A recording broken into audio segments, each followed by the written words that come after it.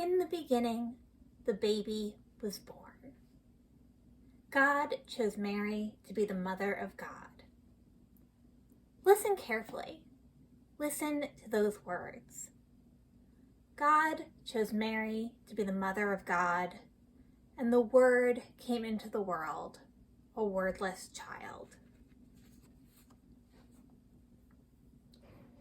When the baby looked up into the face of the Mother Mary, he could already see the cross. And when he looked into the face of the Father Joseph, the cross was there too. The Mother Mary and the Father Joseph gave the baby everything the baby needed to grow.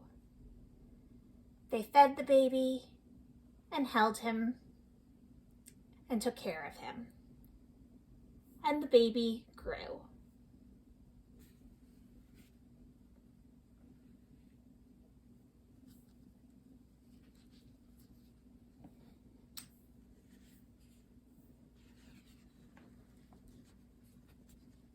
The baby grew and became a boy. When the boy Jesus was about 12 years old, he went with the Mother Mary and the Father Joseph to the city of Jerusalem to celebrate one of the High Holy Days. When the celebration was over, the people from his town of Nazareth went out through the great high gate, and they started on the road toward home. Suddenly, Mary and Joseph discovered that Jesus was not there. They thought he had been playing with the other children, running ahead as they walked together down the road back to their village. They hurried back to the great city of Jerusalem to find him. Mary and Joseph looked in the dark and narrow streets. They looked in the market where they had bought their food. They looked at the inn where they had spent the night. They looked everywhere. Finally, they went to look in the temple, and there he was. The boy Jesus was talking to the rabbis. And when he spoke, they listened, because he knew so much. And when the rabbis and the priests spoke, he listened, because he wanted to learn more. Mary and Joseph then asked Jesus the question all parents ask their children, the question you can never answer. Why did you do this? And Jesus said something very strange. He said, "Didn't you know that I would be in my Father's house?" Mary and Joseph did not understand. Their house was in Nazareth, where Joseph's carpenter shop was. They did not understand, but they did not forget.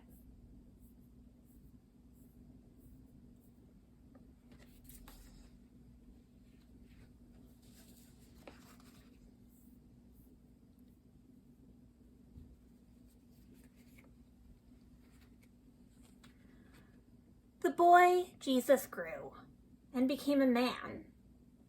When he was about 30 years old, he went to the River Jordan, where his cousin John was baptizing people. Do you see John? You can just see the back of his head. He was a wild man. Jesus waded into the river until he was face to face with John. Then he said, "Baptize me." John looked at Jesus as if for the first time. Now he saw who he really was. "How can I baptize you? You are the Messiah, the one we have been waiting for. You must baptize me." "No," said Jesus, "it is written that you will come before me and prepare the way. Baptize me." Jesus went down into the darkness and chaos of the water. when John lifted him back up, there were people there who say that they saw a dove come down from heaven and come close to him. There were also people there that day who say they heard a voice. The voice said, "This is my beloved Son, with whom I am well pleased." After Jesus was baptized, he went on across the River Jordan into the desert.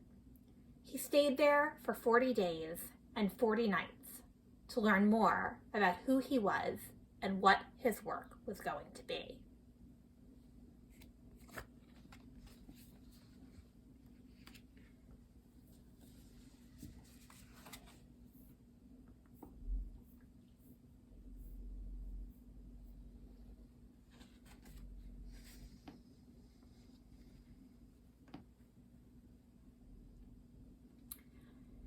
Jesus went into the desert to discover more about who he was and what his work was going to be.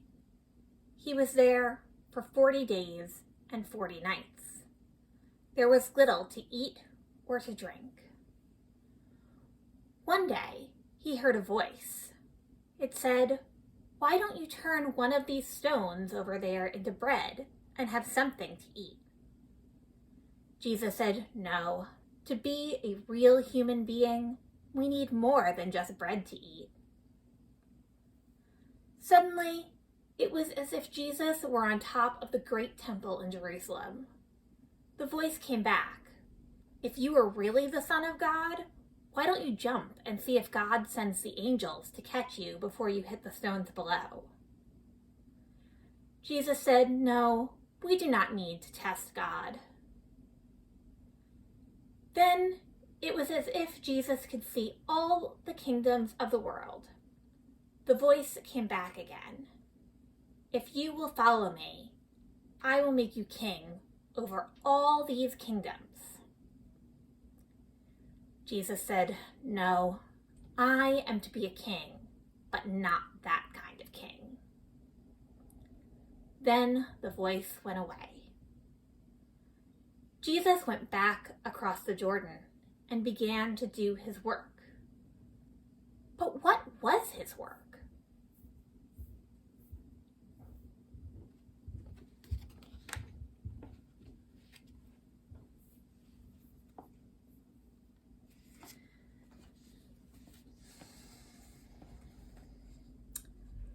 Jesus came back across the Jordan River and began to do his work.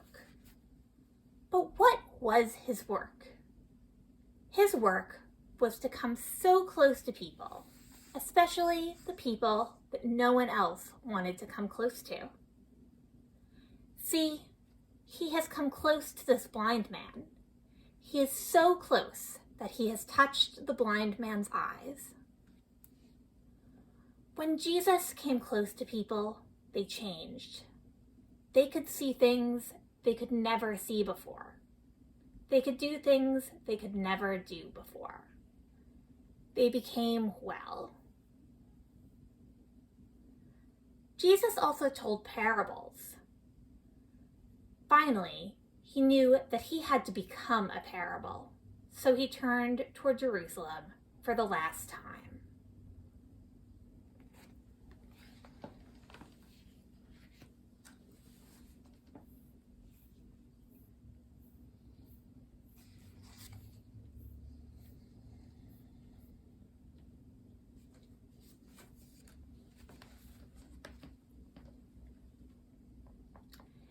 Jesus went to Jerusalem for the last time.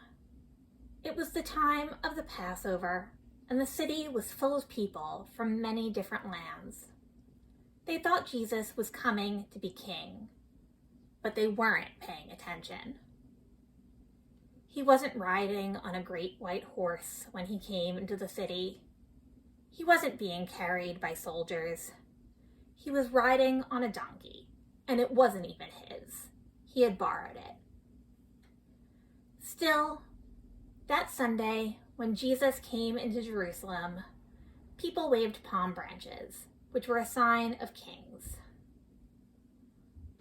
On Monday, Tuesday, and Wednesday, Jesus went into the temple to teach. Every night, he went back to the Mount of Olives with the 12. The people watched him and whispered that the Mount of Olives was where angels were supposed to come down to make an army to drive the Roman soldiers away.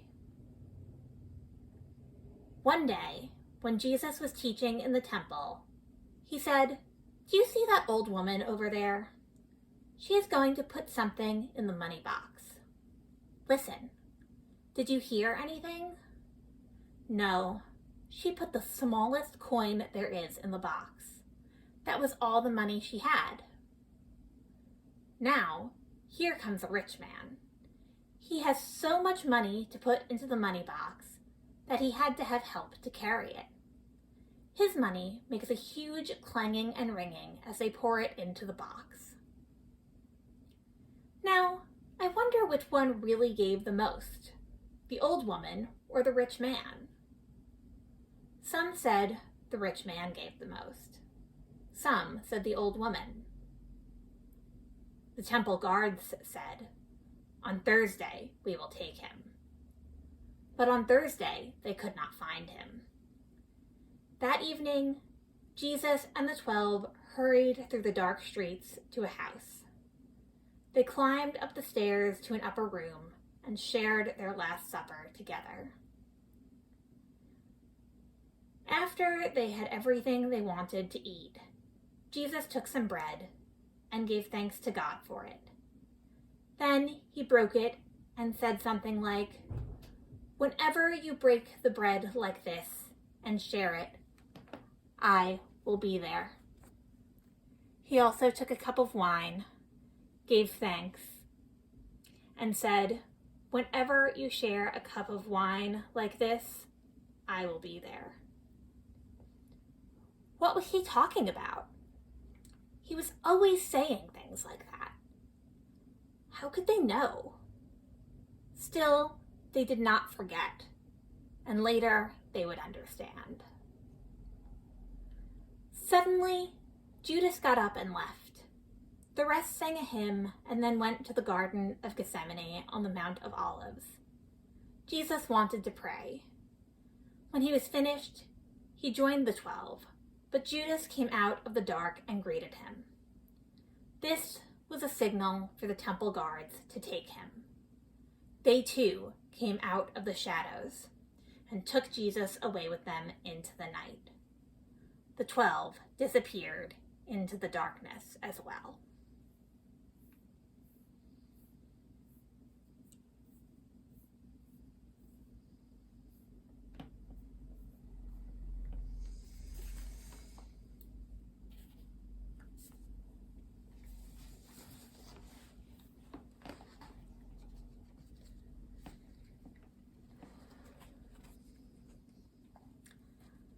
The night was a confusing one. The next day, Jesus was taken outside the walls of the city and crucified. That afternoon, Jesus died. The sky grew dark. Jesus was taken down from the cross and buried in a cave. A great stone was rolled into the opening of the cave to close it like a door. Saturday was so quiet you could almost hear the earth breathing. On Sunday, it was the women who had the courage to go to the tomb just to be close to Jesus. They wanted to remember, even if it was sad. When they came to the tomb, they found that the stone had been rolled away and the tomb was empty. Jesus had died on the cross, but somehow he was still with them as he is with us, especially as he is in the bread and the wine.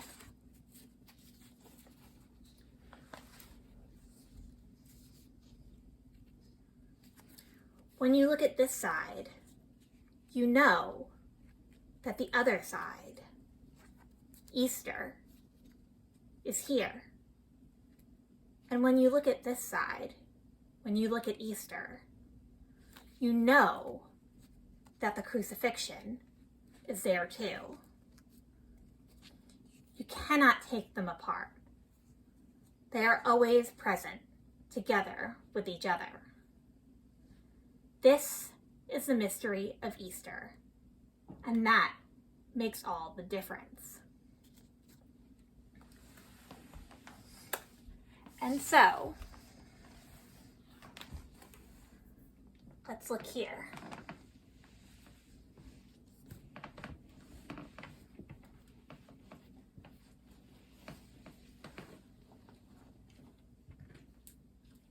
The colors change.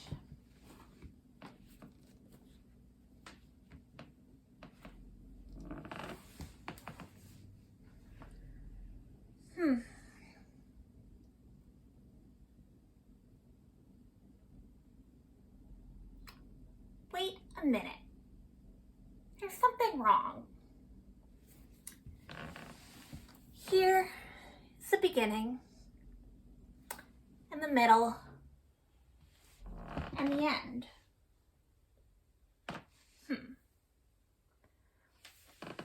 Well, if we have only this side, only the crucifixion, the story has an end. But there is also this side. The ending is also a beginning. So I don't think we can leave this story in a line. Let's see what we can do.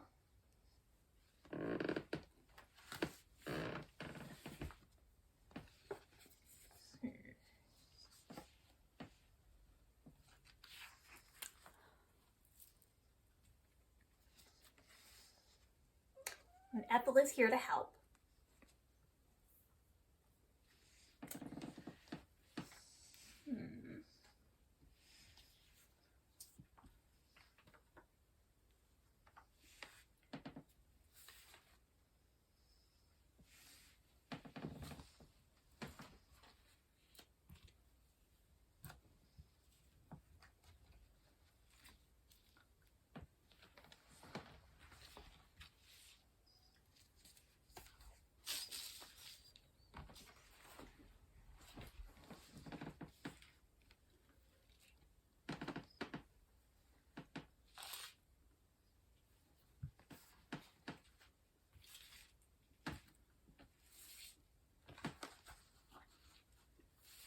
What if?